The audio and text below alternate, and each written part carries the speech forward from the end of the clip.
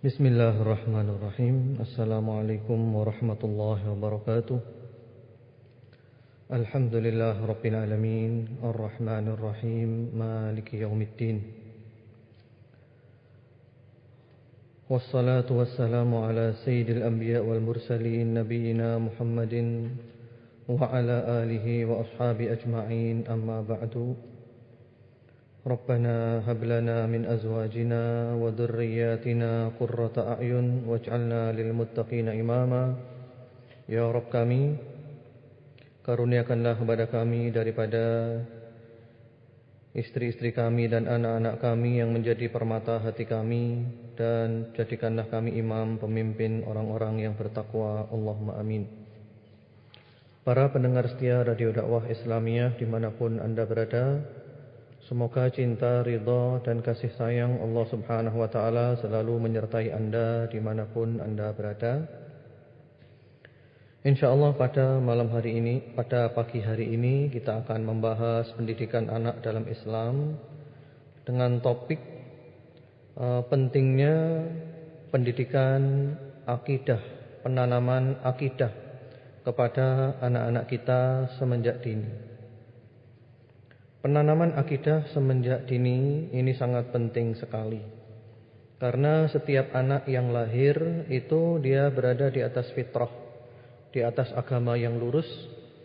Yang menjadikannya menyimpang dari fitrah itu adalah lingkungannya. Sebagaimana hal ini disabdakan oleh Rasulullah sallallahu alaihi wasallam, "Ma min mauludin illa yuladu 'alal fitrah. Fa'abawahu yuhawwidanihi aw yunassiranihi aw yumajjisanihi." Tiadalah seorang bayi yang lahir melainkan dia itu dilahirkan di atas fitrah, di atas agama yang bersih, yang murni. Dia kenal Allah dan dia mentauhidkan Allah. Yang menjadikannya Yahudi atau Nasrani atau Majusi, menyimpang dari fitrah itu adalah ibu bapaknya, lingkungannya. Dan ini juga sebagaimana difirmankan oleh Allah Subhanahu wa ta'ala di dalam surat Ar-Rum ayat nomor 30, "Fitratallahi allati fataran nasa 'alaiha la tabdila li khalqillah, dzalika ad-dinul qayyim." Itulah fitrah yang Allah menjadikan manusia itu berada di atas fitrah tersebut. Tidak ada yang sanggup merubah ciptaan Allah. Itulah agama yang lurus, agama yang benar, agama Islam. Kepribadian yang seimbang, kepribadian yang baik akan mempunyai pengaruh dalam kehidupan pribadi dan juga masyarakat. Dan kepribadian itu tidak akan menjadi sempurna kecuali apabila kepribadian itu telah diberikan bimbingan-bimbingan dari segala macam sisinya, diberikan tarbiyah, pendidikan dari segala macam sudutnya, dan telah dibina sedemikian rupa dari semua ujung-ujungnya. Kalau kita melihat sejarah, maka kita akan mendapatkan betapa pentingnya pembangunan anak-anak sehingga menjadi pribadi-pribadi yang kuat, mempunyai kepribadian yang kuat, yang tidak gampang berubah, yang dia mempunyai prinsip dan dia tidak mengikuti arus angin. Dia lurus, dia tegak di atas manhaj Allah Subhanahu wa ta'ala. Suatu bangunan tidak akan menjadi kokoh kecuali apabila pondasinya dijadikan sedemikian kuat. Dan pondasi tidak akan menjadi kuat kecuali apabila kita telah memberikan persiapan-persiapan yang matang, pembangunan yang matang.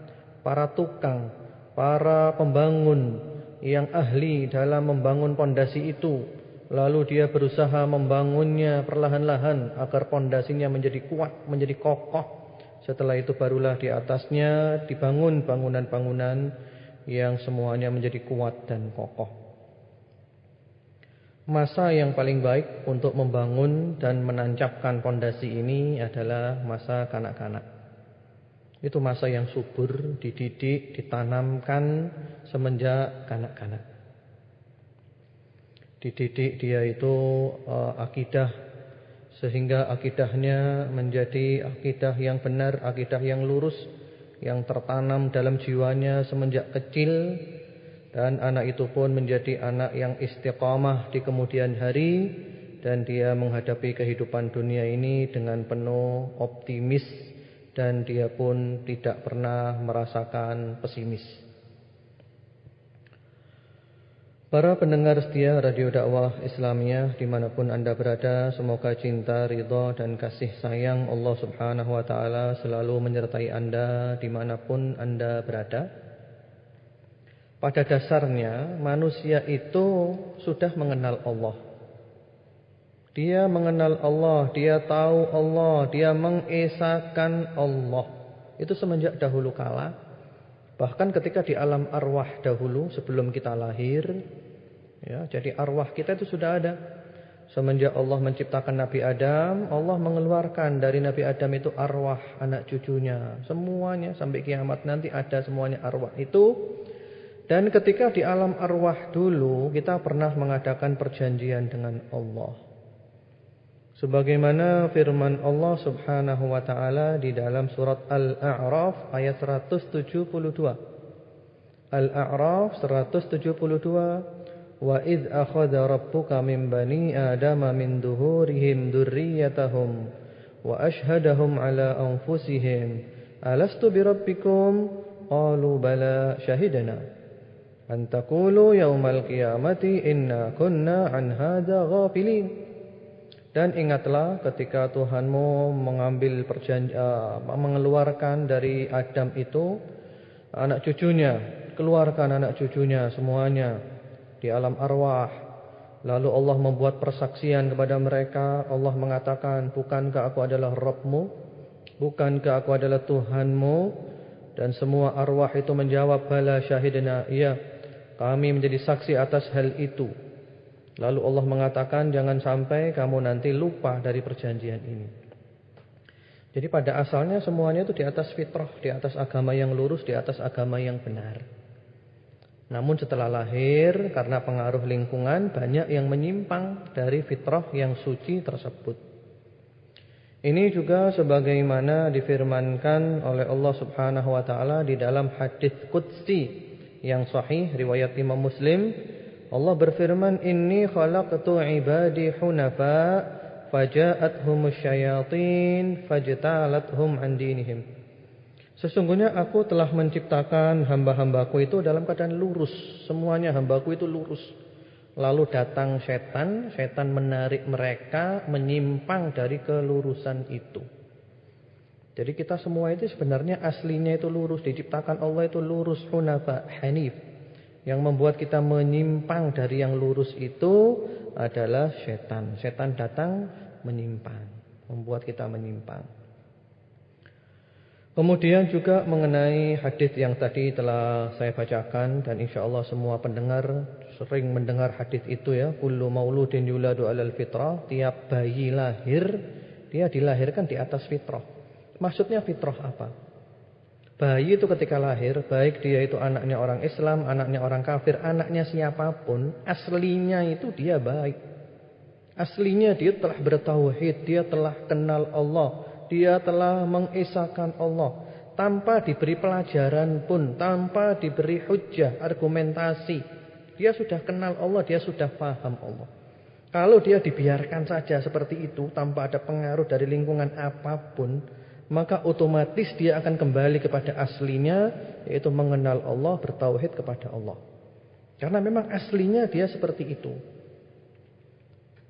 Nah, yang menjadikan dia nyimpang lingkungannya. Jadi aslinya lahir, dia baik, tidak punya salah apa-apa, dia lurus, dia murni tauhidnya. Gara-gara lingkungan, ayahnya, ibunya, dan yang lainnya, akhirnya dia menyimpang daripada fitrah yang lurus tersebut.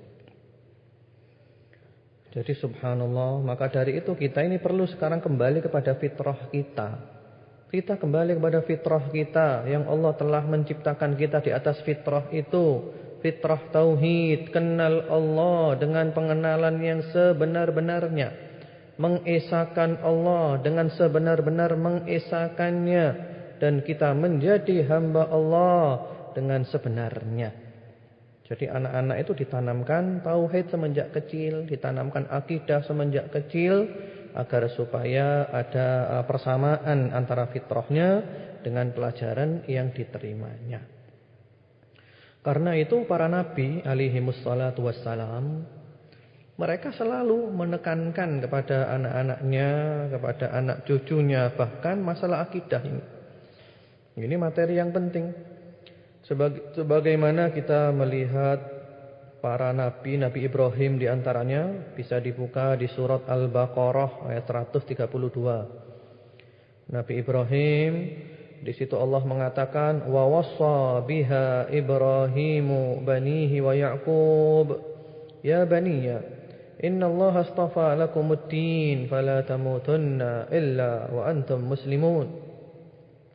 Dan Ibrahim mewasiatkan dengan tauhid itu, dengan akidah itu untuk anak cucunya.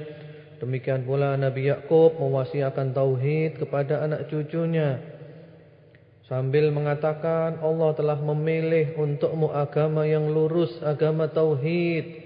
Jangan kamu mati kecuali dalam keadaan kamu berserah diri kepada Allah, dalam keadaan kamu berislam, Islam yang benar.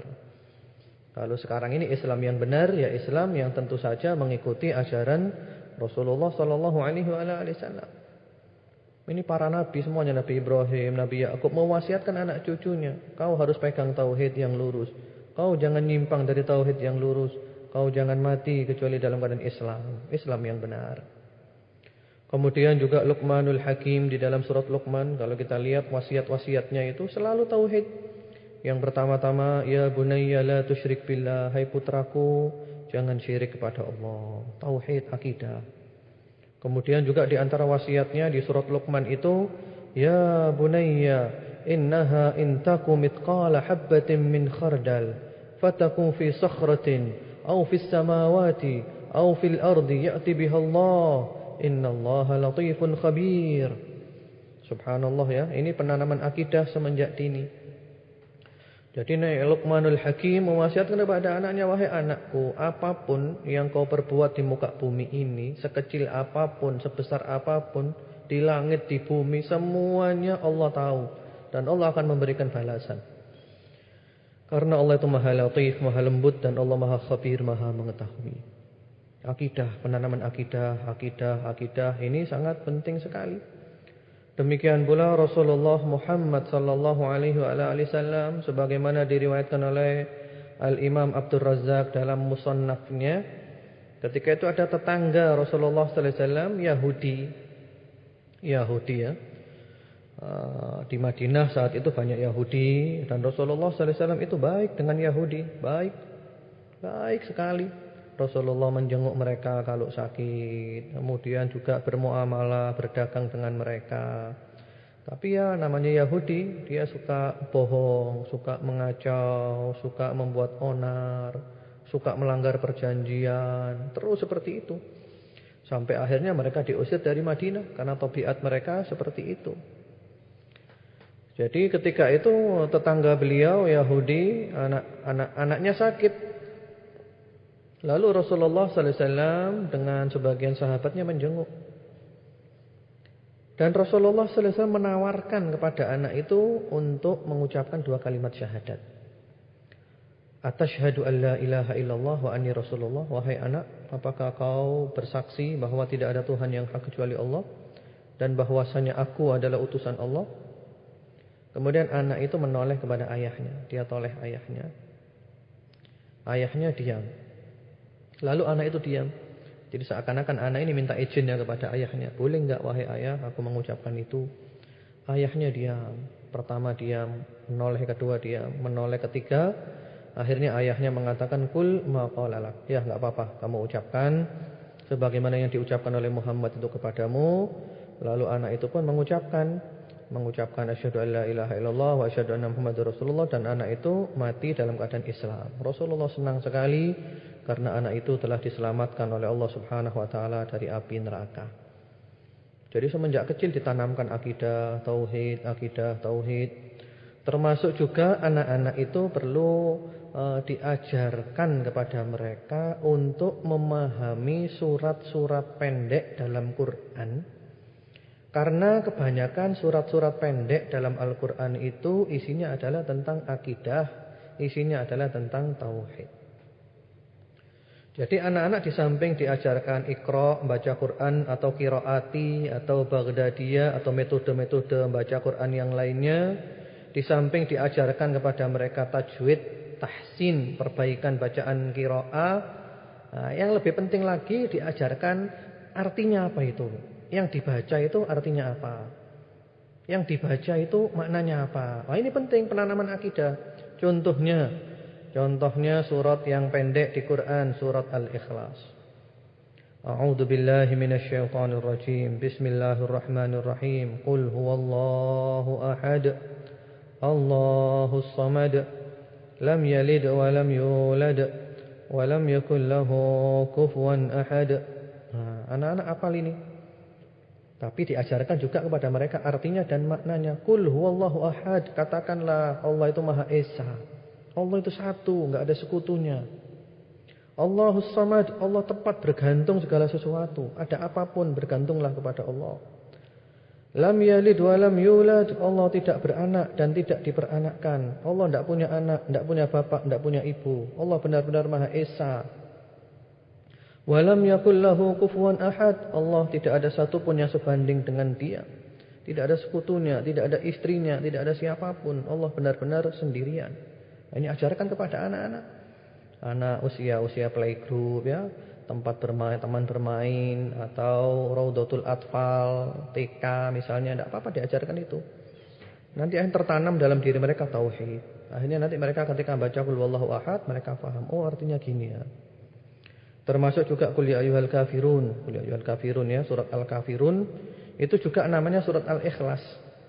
Jadi Al-Kafirun itu juga mempunyai nama surat Al-Ikhlas karena mengandung pengikhlasan kepada Allah, mengandung tauhid. Qul ya ayyuhal kafirun la a'budu ma ta'budun wa la antum 'abiduna ma a'bud wa la ana 'abidun ma 'abadtum wa la antum 'abiduna ma a'bud lakum dinukum waliyadin. Penanaman akidah.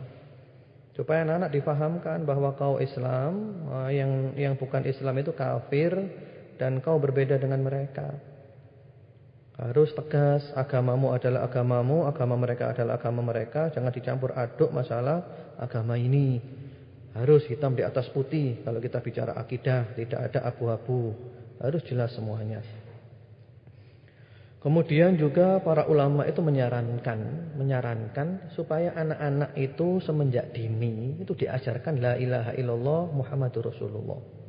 Ini bagus ya para pendengar yang dicintai Allah Subhanahu wa taala.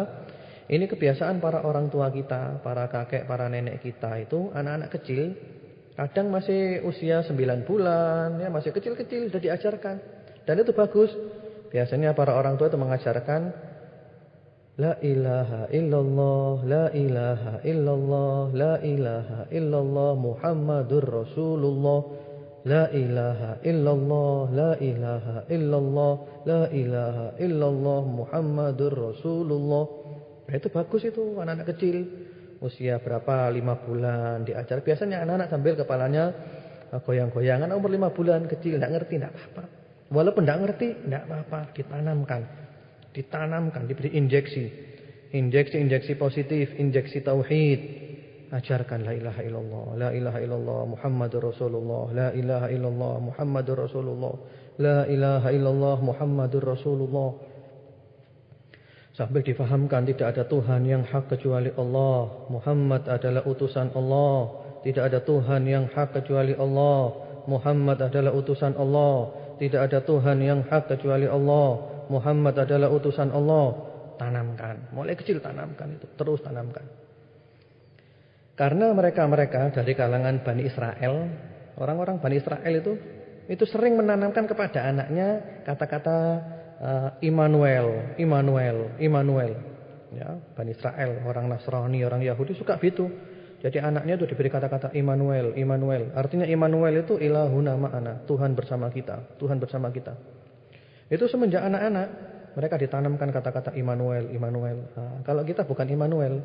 Kalau kita ganti la ilaha illallah Muhammadur Rasulullah, la ilaha illallah Muhammadur Rasulullah, la ilaha illallah Muhammadur Rasulullah. Tanamkan. Sehingga anak itu Masya Allah benar-benar jiwanya itu meresap la ilaha illallah Muhammadur Rasulullah. Tidak ada Tuhan yang hak kecuali Allah. Dan Muhammad sallallahu alaihi wa ala alihi wasallam adalah utusan Allah. Ada satu kisah yang menarik tentang seorang ulama besar yang bernama Abu Sulaiman Dawud bin Nusair At-Ta'i. Abu Sulaiman Dawud bin Nusair At-Ta'i.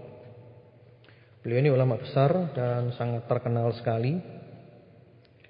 Ketika itu masa kecilnya, beliau bercerita tentang masa kecilnya. Waktu itu beliau oleh ayahnya ketika masih usia 5 tahun dibawa kepada seorang guru ngaji. Kemudian guru ngaji itu mengajarkan kepadanya surat Al-Insan. Hal ata 'alal insani hinum minad dahri lam yakun syai'an madhkura. Surat Al-Insan ya, surat yang indah. Dan surat Al-Insan ini dianjurkan untuk dibaca tiap-tiap hari Jumat sholat subuh rakaat kedua. Rakaat pertama setelah Al-Fatihah membaca surat As-Sajdah. Rakaat kedua setelah Al-Fatihah membaca surat Al-Insan. Sholat subuh ya hari Jumat. Kalau kita renungkan Al-Insan ini, surat Al-Insan itu tentang kisah awal penciptaan manusia. Kemudian juga tentang akidah ahli surga dan ahli neraka. Ahli surga itu betapa bahagianya mereka. Mereka mendapatkan minum dari gelas-gelas yang ada campuran-campuran minuman yang lezat. Di sana ada mata air. Kemudian juga di sana itu mereka duduk bertelekan dengan penuh santai, dengan penuh kenikmatan. Terus seperti itu. Sang anak, yaitu Abu Sulaiman Dawud bin Nusair At-Ta'i ini, setelah diajarkan surat Al-Insan, dihafal oleh dia. Dia benar-benar hafal. Tentu dia paham maknanya ya, karena dia orang Arab jadi ngerti artinya. Kemudian sang anak ini, usia 5 tahun ini, dia merenung. Dia merenung. Sampai-sampai ibunya heran. Waduh, kenapa anak saya ini ya? Jangan-jangan dia terganggu pikirannya atau kenapa? Lalu oleh ibunya ditegur. Kum ya Dawud, fal'ab ma'asibyan. Hai Dawud, ayo kau jangan ngelamun gitu saja. Pergi kau main-main dengan teman-temanmu. Ayo kamu main-main aja sama teman-temanmu. Jangan ngelamun gitu. Lalu Dawud atau ini diam, dia merenung. Kemudian oleh ibunya dirangkul, dipeluk. Sambil ibunya khawatir. Waduh, kenapa kau anakku? Kenapa kau kok diam terus? Kenapa kau kok merenung seperti ini? Kemudian anaknya tanya, "Malaki ya ummah, abiki ba'as?" Wahai ibu, memangnya ada apa ibu? Ada apa ibu? Lalu ibunya bilang, "Aina dhihnuk?" Kamu ini mikirkan apa? Kamu dari tadi kok merenung, yang kamu pikirkan itu apa? Pikiranmu kemana sekarang ini? Dia bilang, ma'ibadillah, pikiranku sekarang sedang melayang-melayang bersama-sama hamba-hamba Allah. Lalu ibunya tanya, di mana hamba-hamba Allah yang kamu pikirkan itu? Kata anak, fil jannah, di surga wahai ibu.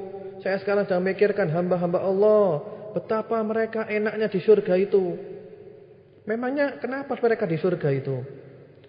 Lalu Dawud At-Ta'i mengatakan, muttaqiina fiha 'alal ara'ik la yarawna fiha syamsan wa la zamharira. Wahai ibu, saya sekarang sedang memikirkan hamba-hamba Allah yang di surga. Mereka duduk bertelekan di atas dipan. Mereka tidak merasakan di dalamnya teriknya matahari dan tidak pula dingin yang bersengatan. Mereka benar-benar nikmat wahai ibu. Di sana ada dipan yang indah dari emas, dari permata. Di sana ada makanan-makanan, ada buah-buahan yang tinggal memetik tanpa menunggu musim dan seterusnya. Dia bacakan surat Al-Insan. Jadi ternyata anak ini benar-benar meresapi surat Al-Insan. Sampai akhirnya di ayat yang berbunyi wa kana sa'yukum mashkura, dan bahwasanya usahamu adalah usaha yang disyukuri. Kemudian anak ini tanya kepada ibunya, "Hai ibu, maksudnya ini apa ibu? Maksudnya usaha yang disyukuri diberi balasan ini apa wahai ibu?" Ibunya bilang, "Waduh, saya tidak paham ya. Ayo kita tanyakan kepada bapak saja." Lalu tanya kepada ayahnya, dan ayahnya mengatakan, "Ya Dawud, kana sa'yuhum an qalu la ilaha illallah Muhammadur Rasulullah." Wahai Dawud, yang menjadikan mereka masuk surga dan amal mereka diberi balasan itu adalah mereka mengucapkan la ilaha illallah Muhammadur Rasulullah dan mereka mengamalkannya. Lantas setelah itu Dawud At-Ta'i selalu mengucapkan la ilaha illallah Muhammadur Rasulullah banyak sekali. Ini usia 5 tahun. Inti daripada kisah ini kita lihat anak kecil ini Dawud At-Ta'i usia 5 tahun, dia belajar Quran sekaligus terjemahannya dan tafsirnya, dan ternyata meresap dalam jiwanya, dan akhirnya benar-benar dia mengamalkannya, dan dia menjadi seorang anak yang besar, seorang ulama yang besar, seorang yang soleh dari kalangan ulamanya salafus soleh.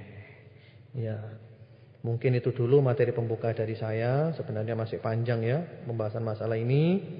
InsyaAllah hari Rabu depan kita akan melanjutkan lagi tentang pentingnya penanaman akidah ini kepada anak-anak, dan juga nanti penanaman akhlak dan yang lain-lainnya. Semoga Allah memberikan kepada kita kemudahan-kemudahan dalam pendidikan anak-anak kita, sehingga anak-anak kita menjadi kenal Allah, kenal Islam, dan kenal Rasulullah SAW, menjadi anak-anak yang salihin dan salihat, yang bahagia di dunia dan di akhirat, dan kita pun semuanya kumpul di dunia dan kumpul di akhirat. Allahumma amin. Wa sallallahu ala nabiyyina Muhammadin wa ala alihi. Alhamdulillahirrahmanirrahim. Demikian tadi pendengar setia Radio Dakwah Islamia, pembahasan awal yang telah disampaikan oleh Ustaz Abdullah Shaleh Hadrami berkaitan dengan pentingnya penanaman akidah kepada anak-anak. Dan kami undang Anda untuk mengirimkan pertanyaan Anda seputar hal-hal yang telah dijelaskan oleh Ustaz Abdullah Shaleh Hadrami di kesempatan kali ini. Anda kirimkan ke nomor 081 334 183 554. Dan Alhamdulillah telah ada beberapa SMS yang telah masuk. Mari kita baca pertanyaan pertama. Assalamualaikum.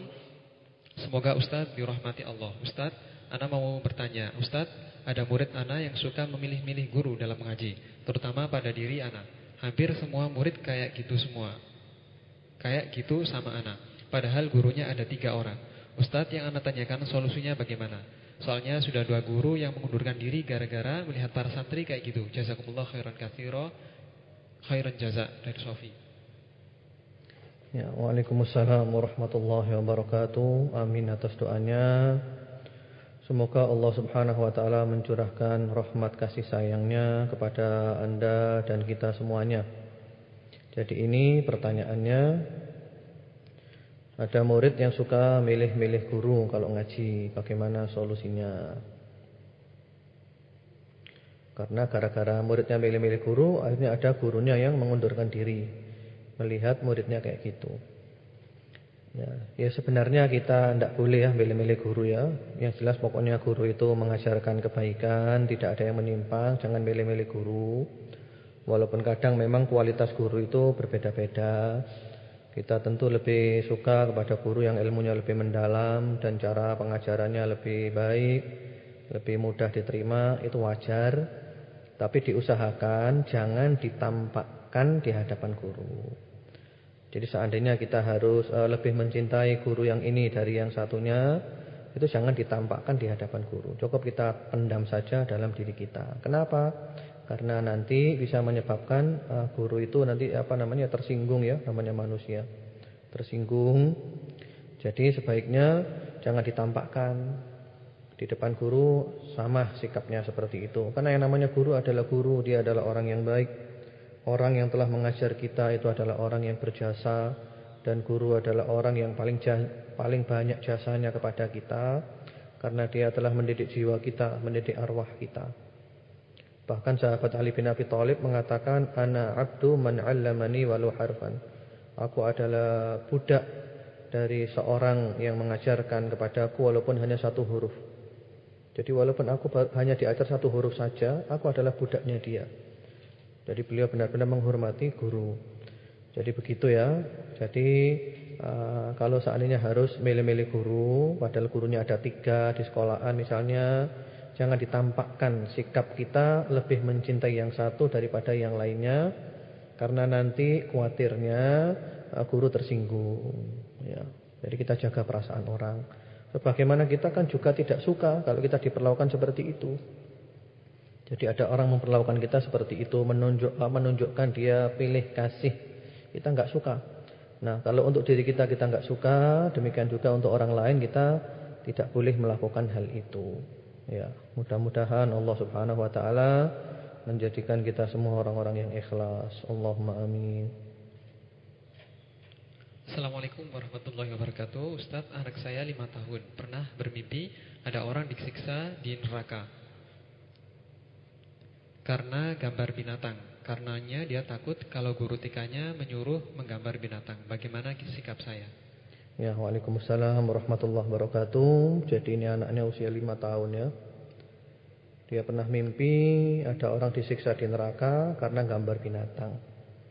Akhirnya anak ini takut, enggak mau gambar binatang kalau disuruh oleh guru TK-nya. Bagaimana sikapnya? Ya memang di dalam Islam itu ada hadits-hadits yang melarang kita gambar makhluk bernyawa. Menggambar ya, seperti melukis, gambar dengan tangan. Itu memang dilarang, ada larangan-larangannya, bahkan banyak sekali haditsnya. La'anallahul musawwirin, Allah melaknat orang-orang yang membuat gambar-gambar, patung-patung, rupaka-rupaka, lukisan-lukisan. Bahkan nanti gambar-gambar itu oleh Allah dia diperintahkan untuk memberikan roh, memberikan arwah. Jadi sebaiknya memang di TK-TK itu tidak usah gambar makhluk bernyawa. Enggak usah gambar makhluk bernyawa ya, enggak usah gambar makhluk bernyawa. Dan insya Allah juga itu adalah ilmu yang tanpa dipelajari pun orang bisa. Lebih baik yang lainnya aja daripada gambar makhluk bernyawa diajarkan kepada anak-anak itu khot ya. Khot itu cara nulis bahasa Arab yang baik, nulis bismillah yang baik, tulisan yang indah. Itu solusi. Ini ada faedahnya. Kalau gambar binatang, apa faedahnya gambar binatang itu? Gambar apa? Gambar gajah, gambar kuda, gambar ular, enggak ada faedahnya. Tapi kalau diajarkan khot atau nulis bahasa Indonesia aja, tulisan yang bagus diindahkan. Atau juga tulisan bahasa Arab diindahkan. Ayo anak-anak nulis bismillah, ini contohnya gini ya.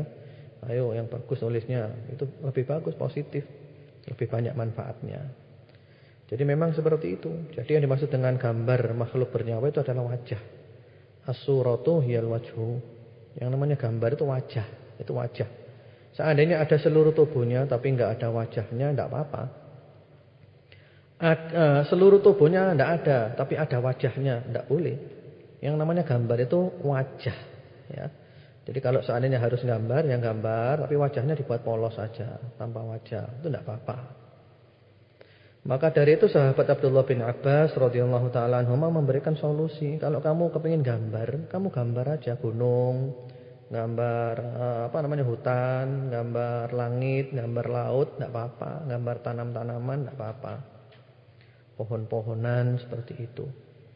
Ya mudah-mudahan anak ibu dan anak kita semuanya oleh Allah dijadikan anak-anak yang sholihin, yang sholihat, yang menjadi permata hati di dunia dan di akhirat. Allahumma amin. Assalamualaikum warahmatullahi wabarakatuh. Pak Kiai menjunjung umat, bolehkah kita sedikit keras dalam menanamkan akidah, kedisiplinan dan etika? Mohon saya yang masih merangkak belajar, mohon didoakan Pak Kiai. Terima kasih tak terhingga. Wassalam dari Keromengan. Ya, waalaikumsalam warahmatullahi wabarakatuh. Amin atas doanya. Semoga Allah Subhanahu wa taala selalu membimbing kita menuju ridhonya sampai kita berjumpa dengannya. Allahumma amin. Jadi pendidikan itu tidak usah keras-kerasan ya, tidak usah keras-kerasan. Hanya keras itu pada tempatnya bagus, lembut pada tempatnya bagus. Kita harus bisa memposisikan kapan kita memakai cara yang agak keras, kapan lembut. Itu tepat semuanya dan semuanya pernah diamalkan oleh Rasulullah sallallahu alaihi wasallam. Pernah keras, pernah lembut. Jadi begitu ya. Cuman tegas dalam akidah. Tegas tidak identik dengan kekerasan, tegas. Kalau akidah itu tegas, hitam di atas putih, tidak ada tawar-menawar seperti itu. Ya memang boleh itu tidak apa-apa diajarkan kepada anak begitu. Dan yang lebih penting lagi adalah contoh suri tauladan. Bapak dan ibu memberikan suri tauladan yang baik. Karena bapak dan ibu itu ibaratnya adalah tiang. Yang mana anak-anak itu ibaratnya adalah bayang-bayang. Kalau tiangnya lurus, bayang-bayangnya lurus. Kalau tiangnya bengkok, bayang-bayangnya otomatis juga bengkok.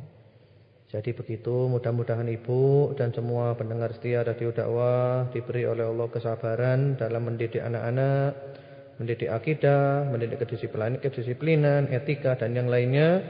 Dan mudah-mudahan kaum muslimin oleh Allah dijadikan semakin hari semakin baik, semakin maju dan sukses. Allahumma amin.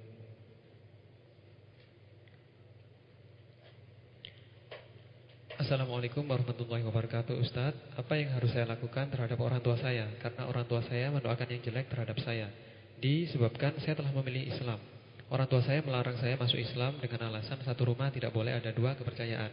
Sebab semua keluarga bapak saya majelis dalam gereja, termasuk bapak saya. Mohon doanya Ustadz, kadang saya juga sedih dengan sikap orang tua saya. Adik Anissa 22 tahun, Turen Mu'alaf. Sekian, terima kasih. Wassalamualaikum warahmatullahi wabarakatuh. Ya, waalaikumsalam warahmatullahi wabarakatuh. Jadi kepada ukhti ini kita ucapkan alhamdulillah. Semoga Allah subhanahu wa ta'ala menjadikan anda istiqamah dalam Islam. Bersyukurlah kepada Allah yang telah memilih anda untuk menjadi salah seorang hambanya. Dan insyaAllah kelak menjadi salah seorang penghuni syurganya, yang diberi kesempatan untuk melihat wajahnya dan mendapat ridhonya tanpa murka selama-lamanya. Istiqamalah dalam Islam, belajarlah terus, bermohonlah kepada Allah terus. Kumpullah dengan orang-orang Islam yang baik-baik, yang bisa memberikan motivasi kepada anda untuk istiqamah dalam Islam. Adapun orang tua anda, bapak ibu yang mendoakan kejelekan, yakinlah 100% doa mereka ditolak oleh Allah. Doa mereka tidak akan dikabulkan oleh Allah Subhanahu wa taala, karena Allah tahu anda berada di atas kebenaran dan mereka berada di atas kebatilan.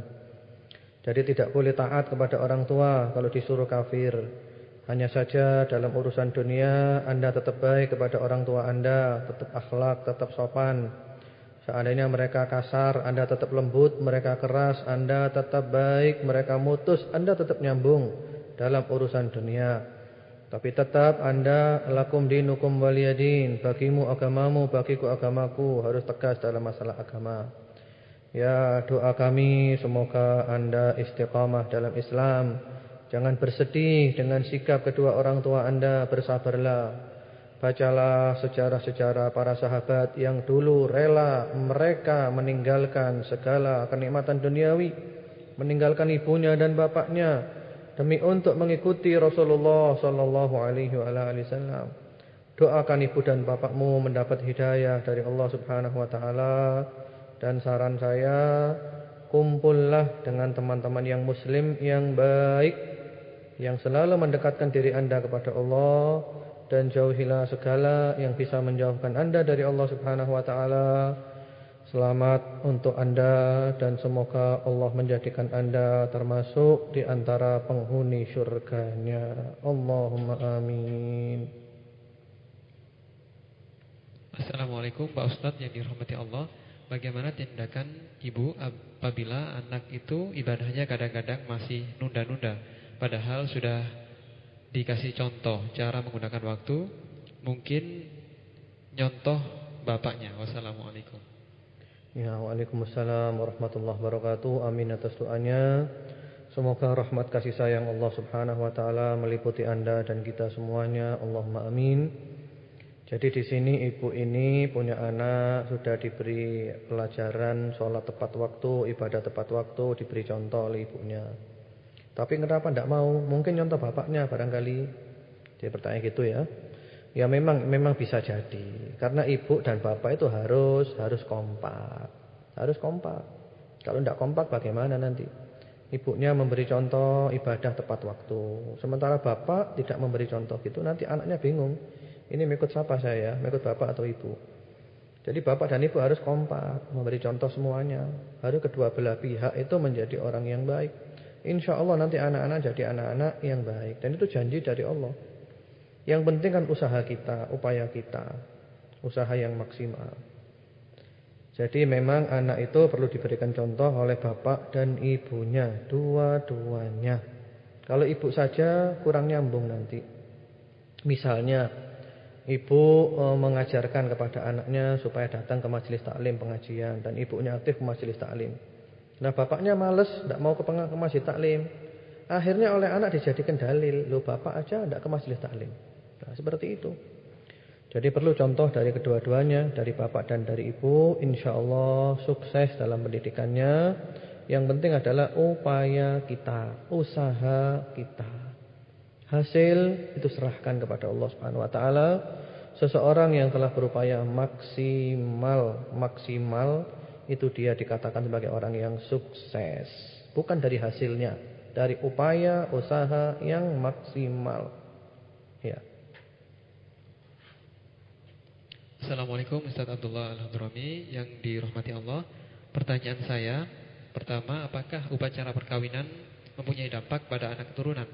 Dan kedua, bagaimana hukumnya jika di dalam resepsi perkawinan ada pencatat atau kotak besar semacam bendahara yang mencatat nama dan jumlah uang dari pemberi atau yang diundang? Syukran. Ya, Waalaikumsalam warahmatullahi wabarakatuh. Amin atas doanya. Semoga Allah Subhanahu Wa Taala mencurahkan rahmat kasih sayangnya kepada Anda dan kepada semua pendengar setia. Pertanyaan yang pertama, apakah upacara perkawinan punya dampak pada anak keturunan? Jadi begini ya, upacara perkawinan itu diusahakan yang syar'i sesuai dengan syariat.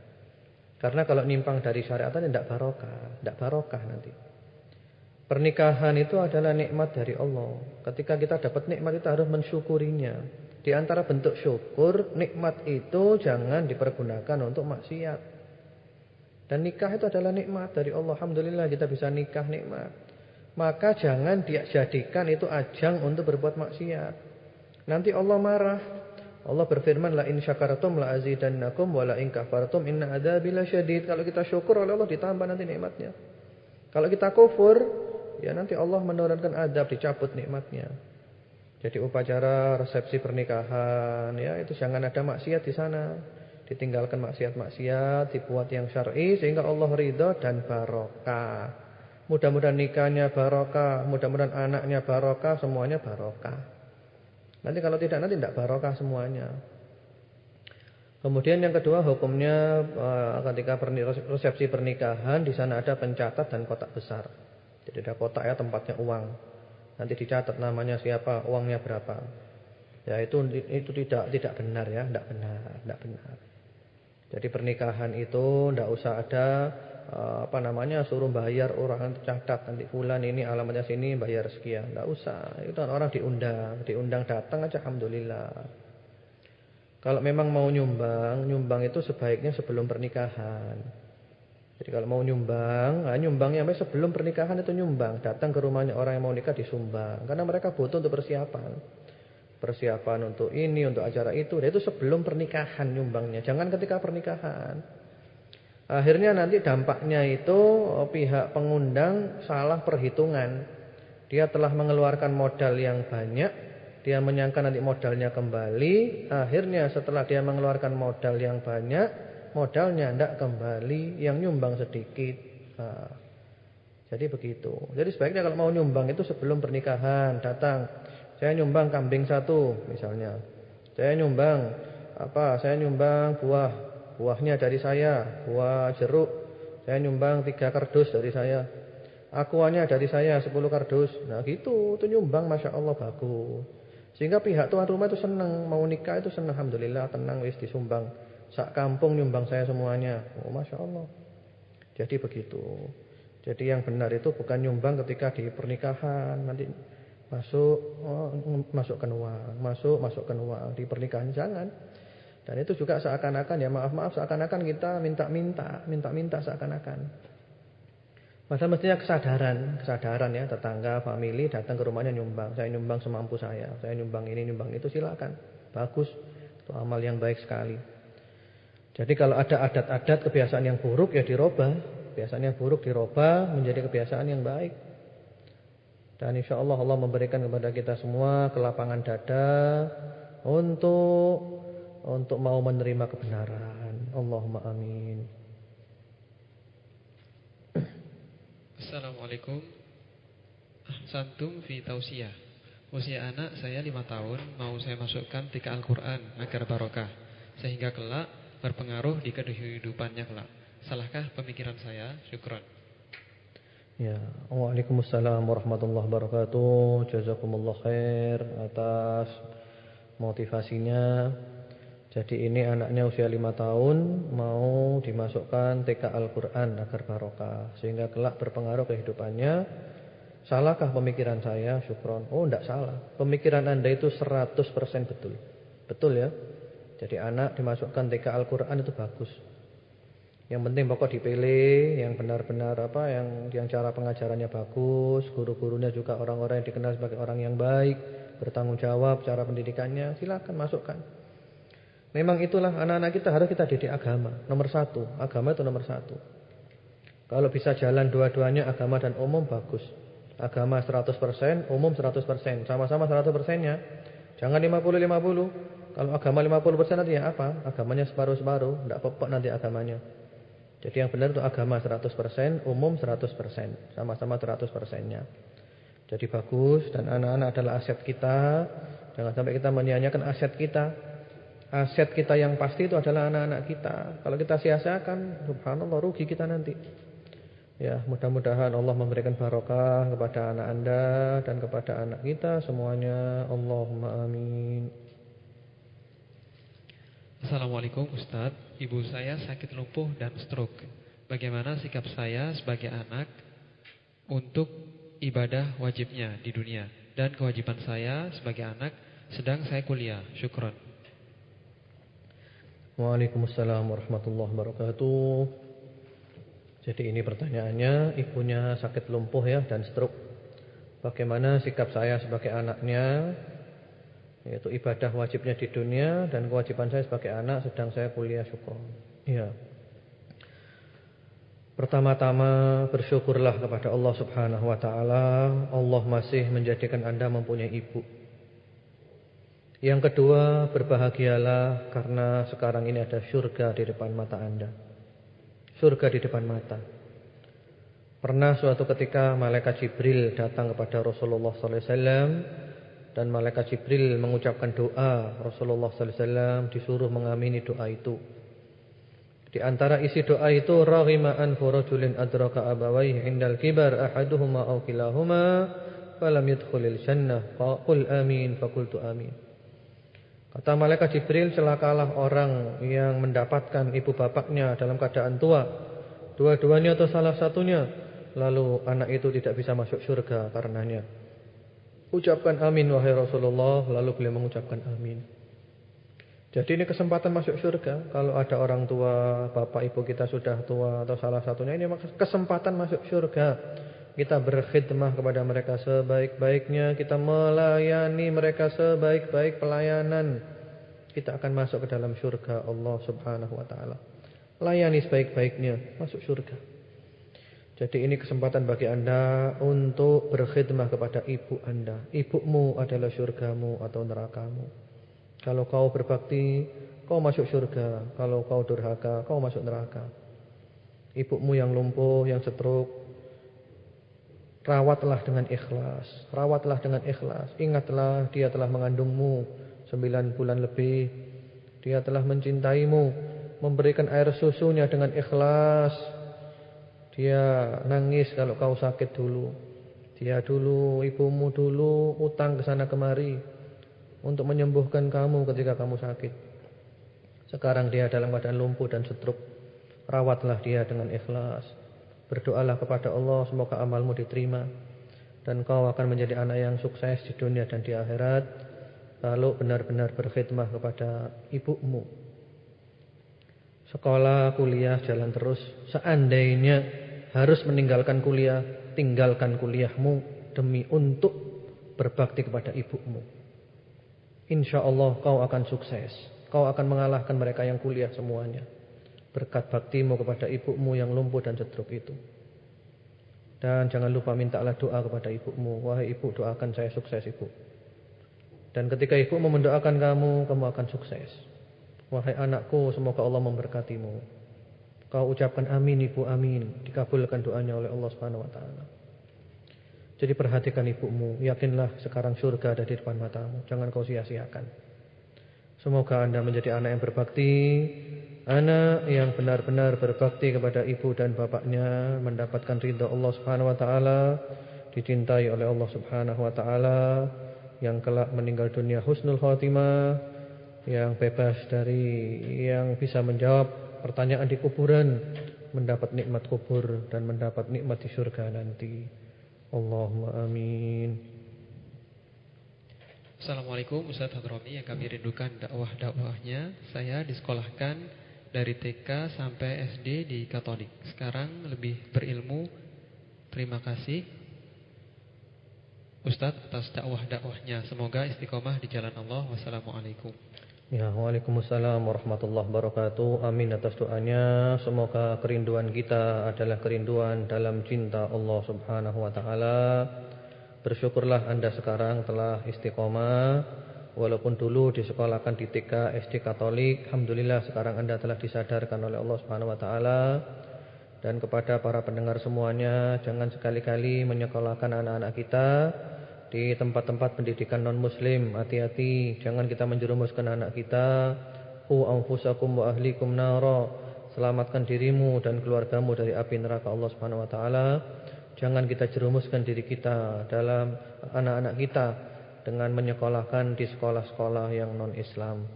Alhamdulillah, mudah-mudahan Anda dijadikan oleh Allah istiqamah sampai berjumpa dengannya nanti hari kiamat. Allahumma amin. Assalamualaikum warahmatullahi wabarakatuh. Ustaz, anak saya tiap hari sudah mengaji tapi belum mau sholat. Tiap hari saya sudah menyuruh. Bagaimana sikap saya terhadap anak usia 10 tahun yang tidak mau sholat? Terima kasih. Wassalamualaikum. Ya, waalaikumsalam warahmatullahi wabarakatuh. Jadi alhamdulillah anaknya ini bisa sudah ngaji tapi belum mau sholat. Disuruh tidak mau. Sudah 10 tahun usianya. Kalau menurut Rasulullah sallallahu alaihi wasallam, beliau bersabda, "Muru auladakum bis-shalah wa hum abna'u sab'in, wadribuhum 'alaiha wa hum abna'u 'ashr." Perintahkan anakmu untuk sholat ketika usia 7 dan pukul kalau usia 10. Jadi 10 tidak mau sholat itu dipukul. Tapi pukulannya pukulan yang mendidik, tidak keras, tidak kasar, tidak melukai, tidak menimbulkan bekas. Jadi pukulan kasih sayang.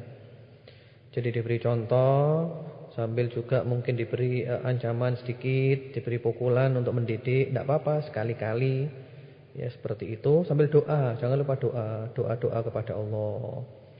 Dan ada kalanya anak perlu diambil hatinya. Kita para orang tua harus pandai-pandai mengambil hati anak kita. Kadang kita ini kurang komunikasi dengan anak-anak. Komunikasi yang enak. Ketika dia ngomong itu kita perhatikan.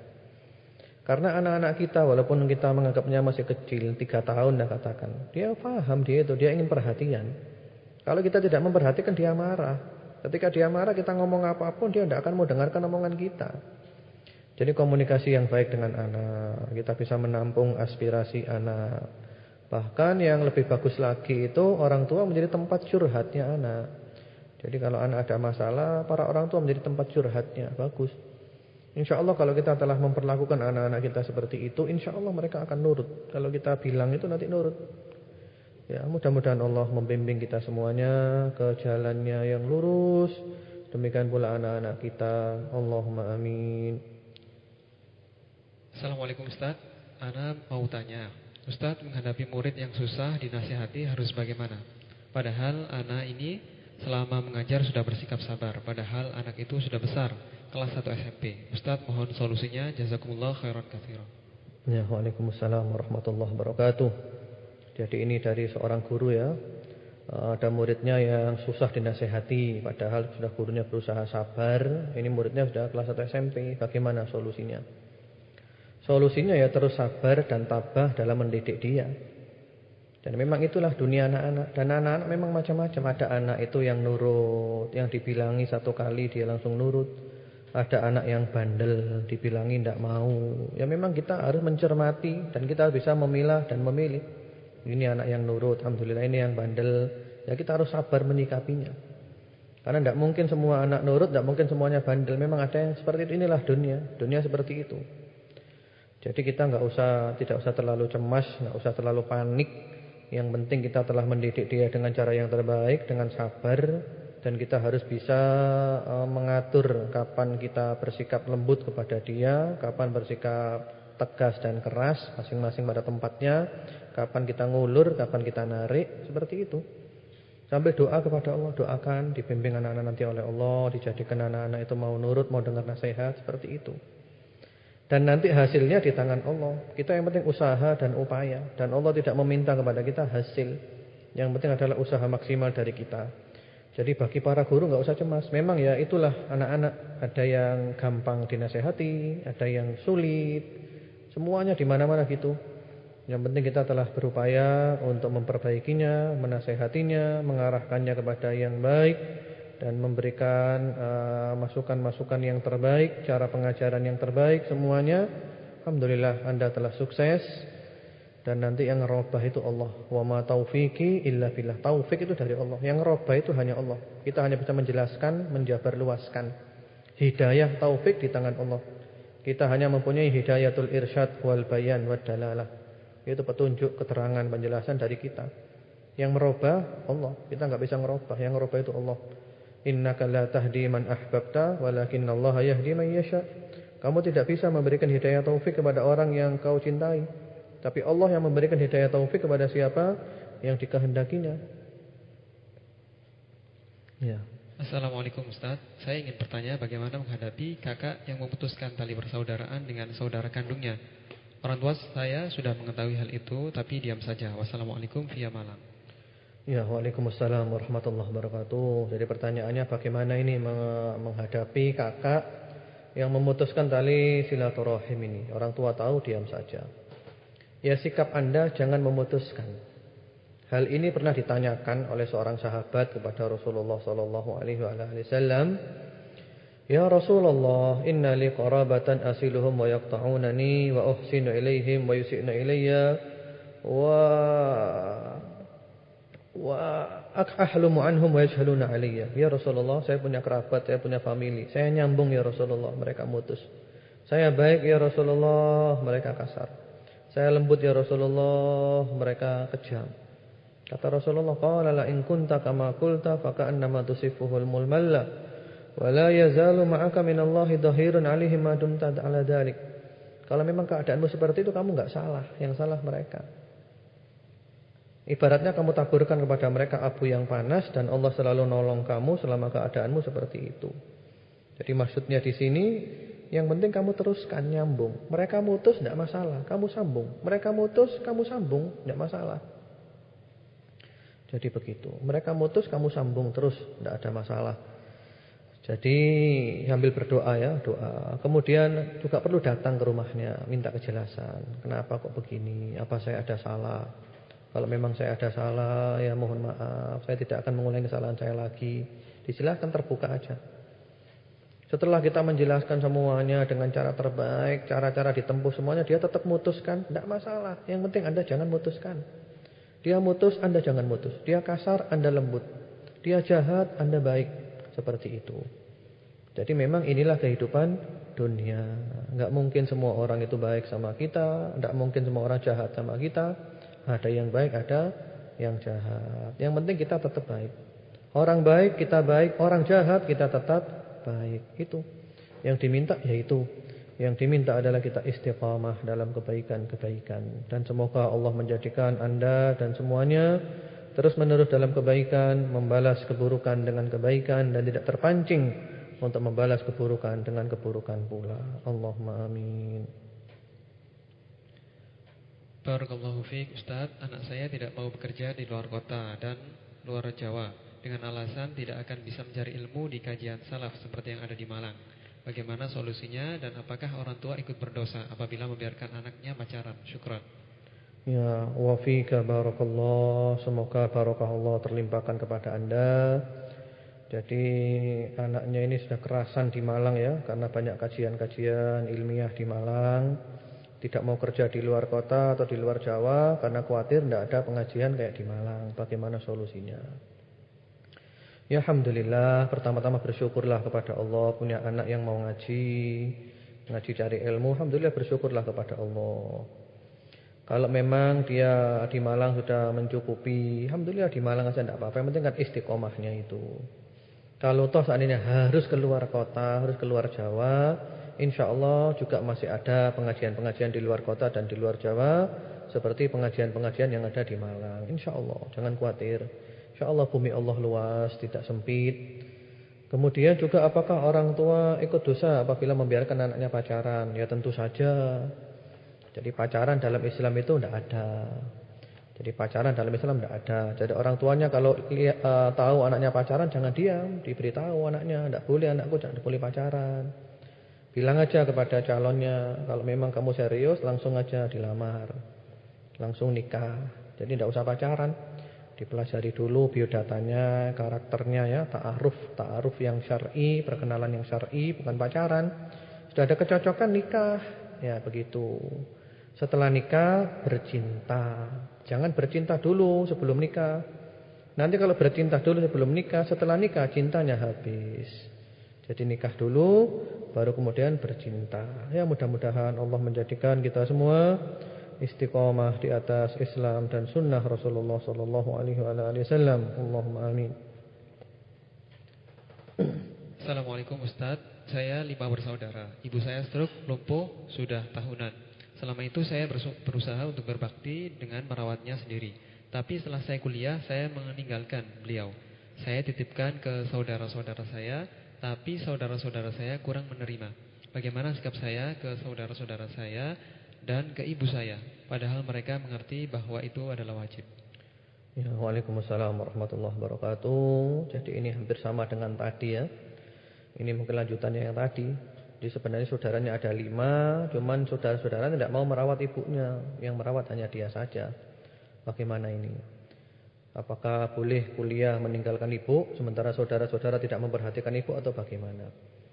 Yang jelas pertama-tama ya yakinlah Anda ini adalah surga di depan Anda. Surga di depan Anda. Apakah Anda rela surga diambil oleh orang lain dan Anda tidak mau dengan surga itu? Seandainya saudara-saudara Anda mau merawat ibu dengan baik, alhamdulillah Anda bisa kuliah. Seandainya saudara-saudara tidak memperhatikan ibu dengan baik dan ibu lebih senang dengan Anda, ibu lebih senang kalau Anda merawatnya. Anda rawat ibu, tinggalkan kuliahmu. Kalau memang tidak mungkin kuliah ya, tidak memungkinkan untuk kuliah, harus merawat ibu, pilihlah merawat ibu. Karena kita kuliah itu terus terang saja kan untuk cari nafkah kan. Dapat ijazah untuk kerja, cari makan, itu aja. Ketika Anda merawat ibu, barokah dari Allah datang kepada Anda dari segala penjuru.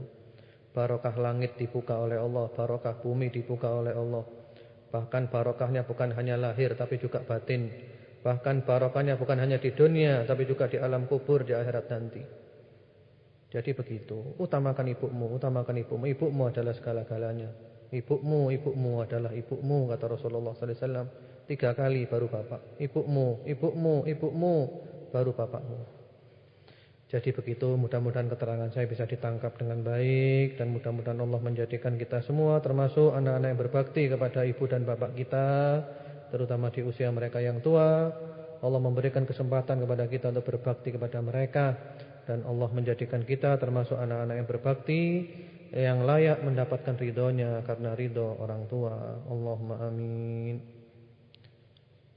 Assalamualaikum Ustaz yang semoga senantiasa dirahmati Allah. Bagaimana seharusnya menjawab dan menjelaskan saat anak bertanya di mana Allah berada? Dan bagaimana seharusnya memberi pujian? Jazakallah khairan katsira. Ya, waalaikumsalam warahmatullahi wabarakatuh. Amin atas doanya. Semoga rahmat Allah meliputi kita semuanya. Allahumma amin. Jadi kalau ada anak tanya ya, Allah di mana? Ya jawab Allah di atas langit. Ya, itu juga pernah dilakukan oleh Rasulullah sallallahu alaihi wasallam. Ketika itu beliau tanya kepada seorang budak, "Ainallah?" Di mana Allah? Budak itu bilang, "Fis sama," di atas langit. Rasulullah setuju, ikrar, setuju. Dan Anda juga bisa baca itu di surat Al-Mulk, surat Tabarok ya, ayat 16 17. Diulang 2 kali itu, "Aamintum man fis sama, am amintum man fis sama." Jadi kalau ada anak tanya Allah di mana, bilang saja Allah di atas langit. Tapi walaupun demikian Allah itu ilmunya meliputi segala-galanya. Ilmunya Allah itu tahu tentang kita. Sampai yang paling bawah Allah tahu semuanya. Bahkan Allah lebih tahu tentang kita daripada kita tentang kita. Begitu. Kemudian bagaimana memberi pujian? Beri pujian. Masya Allah, barakallahu fiik. Masya Allah, anakku pintar. Semoga Allah menjagamu. Masya Allah. Jangan lupa Masya Allah ya.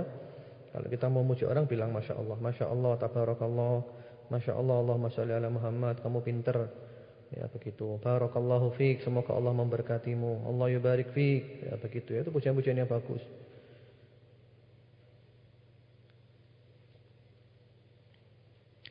Assalamualaikum warahmatullahi wabarakatuh. Ustadz, saya mau bertanya, saya ada masalah dengan tulang pipi saya yang semakin menipis dan mempengaruhi penampilan jadi terlihat tua. Saya punya niat untuk melakukan tindakan medis dengan cara implan di bagian pipi. Saya ingin tahu apakah cara yang saya tempuh ini termasuk menyalahi takdir. Apakah berdosa? Saya mohon petunjuk dari Pak Ustadz. Ya, waalaikumsalam warahmatullahi wabarakatuh. Jadi ini ya, punya masalah tulang pipinya semakin menipis dan mempengaruhi penampilan sehingga terlihat lebih tua. Jadi mau melakukan tindakan medis secara implan ya. Begini saja, kalau memang ini adalah memang dikatakan sebagai penyakit ya, kalau memang ini penyakit sesuatu yang tidak wajar, sesuatu yang enggak normal, itu tidak apa-apa dikembalikan menuju normal.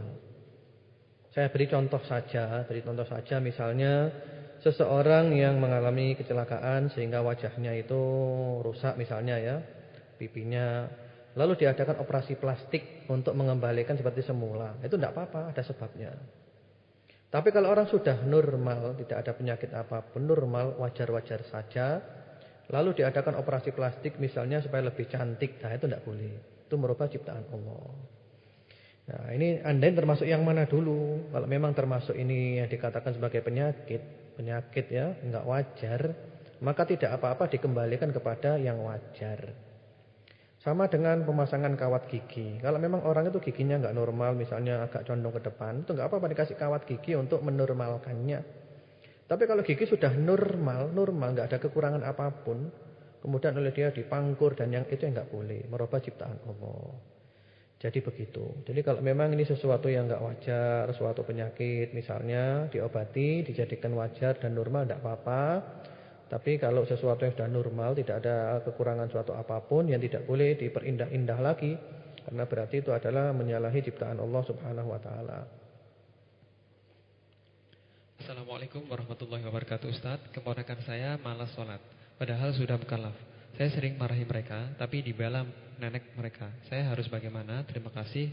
Wassalamualaikum warahmatullahi wabarakatuh. Ahmad. Ya, waalaikumsalam warahmatullahi wabarakatuh. Jadi keponakannya ini malas sholat ya. Padahal sudah mukallaf ya, sudah paham dia, sudah termasuk yang baleh. Kemudian saya sering marahi, sini dimarahi, tapi anak dibela oleh neneknya, bagaimana?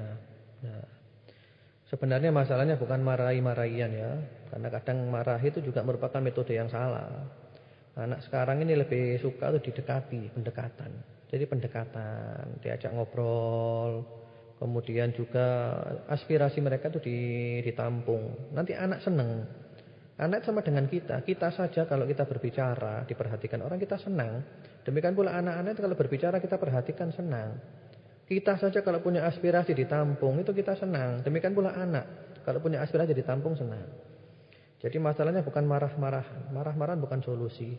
Demikian pula nenek ketika membela anak-anak ini juga enggak benar. Berarti harus disinkronkan ya, dikompakkan antara Anda dengan nenek, sehingga sama-sama mengajarkan kepada anak-anak itu sholat, dan akhirnya mereka menjadi anak-anak yang sholat, insyaallah.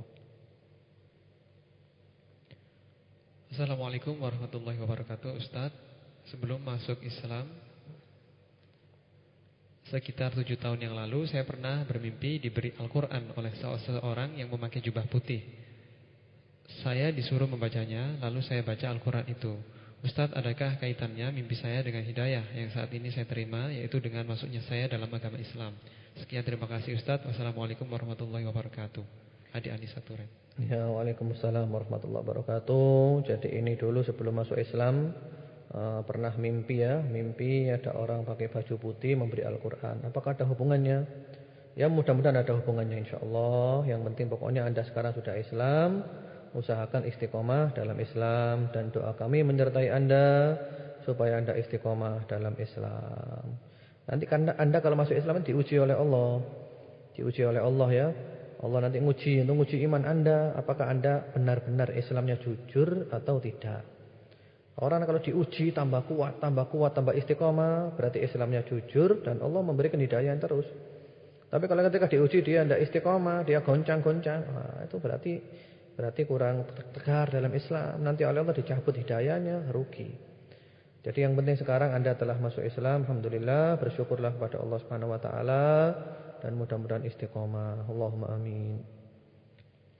Assalamualaikum Ustadz, Ana punya anak 6 bulan. Pengajaran apa yang harus Ana lakukan seusia itu? Sesuai sunnah dan riwayat dari Nabi. Dan penyakit ain itu apa? Jazakallah khairan. Waalaikumsalam warahmatullahi wabarakatuh. Jadi untuk anak-anak usia 6 bulan ya, 6 bulan itu sering aja didengarkan kalimat-kalimat thayyibah. Kayak tadi itu ya. La ilaha illallah Muhammadur Rasulullah. Tidak ada Tuhan yang hak kecuali Allah. Muhammad adalah utusan Allah. Seperti itu. Kemudian juga dibiasakan mendengarkan murattal ayat Quran. Walaupun tidak paham tidak masalah. Yang penting dibiasakan masuk. Sehingga nanti itu akan membekas dalam jiwanya. Ya begitu ya. Kemudian ibunya juga ketika mau menidurkannya yang banyak zikir didengarkan, banyak baca Fatihah. Sambil digendong sambil baca Fatihah. Anak-anak zaman dulu, zaman Imam Syafi'i apa itu dulu, itu 7 tahun hafal Quran. Kenapa? Karena ibunya itu ketika gendong baca Quran, ibunya hafal Quran. Nah kalau kita sekarang tidak hafal Quran tidak apa-apa, baca Fatihah diulang-ulang, baca Qul Huwallahu Ahad diulang-ulang sambil diartikan. Supaya tertanam dalam jiwa anak-anak pemahaman akan ayat-ayat Allah. Kemudian mengenai penyakit ain penyakit mata ya, mata yang jahat. Jadi ada mata yang jahat, matanya orang yang hasud ya itu. Itu nanti kalau melihat sesuatu, muji sesuatu bisa rusak yang dilihat. Karena itu oleh Rasulullah dianjurkan kalau kita melihat sesuatu yang kita terkesima, ta'ajub, kita disuruh mengucapkan Masya Allah la quwata illa billah, atau Masya Allah tabarakallah, atau juga baca sholawat Allahumma salli ala Muhammad wa ala ali Muhammad, supaya sesuatu yang kita lihat itu tidak rusak. Ya mungkin itu dulu. Alhamdulillah, marilah kita tutup dengan doa kepada Allah Subhanahu wa taala dan mudah-mudahan Allah Subhanahu wa taala mengabulkan doa-doa kita. Bismillahirrahmanirrahim. Alhamdulillahirabbil alamin. Allahumma shalli ala Muhammad wa ala ali Muhammad wa sallim tasliman katsira. Allahumma ihfaz auladana. Allahumma ihfaz auladana min kulli su'in wa baliyah. Allahumma ihfazhum wa la tadurrahum. Allahumma arzuqhum as-sihhah wal 'afiyah wat thabat wal istiqamah. Allahumma shfihim wa 'afihim. Allahumma ihdi auladana ila siratikal mustaqim. Allahumma ij'alhum muti'ina lak wa li rasulik waj'alhum barrina lil walidain wasilina lil arham. Ya Allah, puja dan puji kami panjatkan hanya kepadamu. Curahkan salawat dan salammu kepada Nabi Muhammad dan keluarga Nabi Muhammad. Ya Allah, peliharalah anak-anak kami, jagalah anak-anak kami, lindungilah anak-anak kami dari segala yang membahayakan mereka, dari bencana, dari musibah, dari bala. Jagalah mereka ya Allah. Ya Allah, berikanlah kepada anak-anak kami kesehatan, kesejahteraan. Jadikanlah mereka sehat walafiat, selamat, sejahtera, teguh dan istiqamah. Ya Allah, bimbinglah anak-anak kami ke jalan-Mu yang lurus. Jadikanlah anak-anak kami ya Allah taat kepadamu, taat kepada Rasul-Mu, berbakti kepada kedua orang tua dan menyambung tali silaturahmi. Nastaudiuhumullah alladzi la tadhi'u wadai'uh wallahu khairun hafidha wa huwa arhamur rahimin. Ya Allah, kami titipkan anak-anak kami kepadamu, karena kami yakin titipan-titipan yang diberikan kepadamu tidak akan kau sia-siakan. Ya Allah, Engkau adalah sebaik-baik penjaga dan Engkau adalah yang maha penyayang di antara para penyayang. Allahumma inna nas'aluka husnal khatimah wa na'udzubika min su'il khatimah. Ya Allah, kami mohon kepadamu husnul khatimah dan kami berlindung kepadamu daripada su'ul khatimah.